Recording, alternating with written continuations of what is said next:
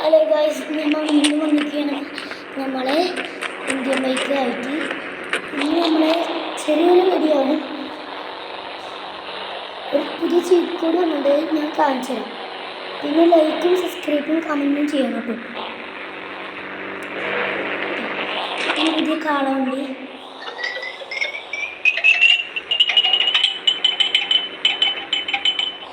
പിന്നെ പോലീസ് സ്റ്റേഷനൊക്കെ പിന്നെ വേറെ ഒരെണ്ണമുണ്ട്. ഇതിൽ പോയാൽ നമുക്ക് കാണാം.